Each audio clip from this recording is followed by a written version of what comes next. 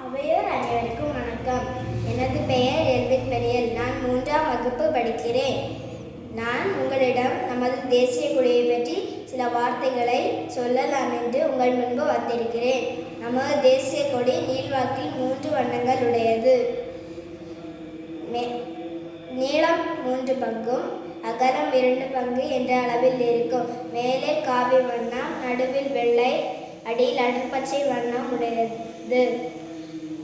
காவி நிறம் தைரியத்தை குறிக்கும். வெள்ளை நிறம் சத்தியம் மற்றும் அமைதியை குறிக்கும். வெள்ளை பட்டைக்கு நடுவில் நேவி ப்ளூ, அதாவது கடல் நிறம் என்ற வண்ணத்தில் ஒரு சக்கரம் இருக்கும். இச்சக்கரத்துக்கு அசோக சக்கரம் என்ற பெயரும் உண்டு. இச்சக்கரத்தில் 24 ஆரங்கள் உள்ளன. நமது பச்சை நிறம் நம்பிக்கை மற்றும் செழுமையை குறைக்கும். நமது தேசிய கொடியை வடிவமைத்தவர் ஃபக்ருதீன் தியாக்ஜி. முதலாக நமது இந்திய தேசிய கொடி 1947ஆம் ஆண்டு ஆகஸ்ட் 15ஆம் தேதி ஏற்றப்பட்டது. நமது தேசிய கொடியை போற்றவும் பாதுகாக்கவும் ஒவ்வொரு குடிமகனுக்கும் கடமை உண்டு. ஜெய் ஹிந்த். நன்றி.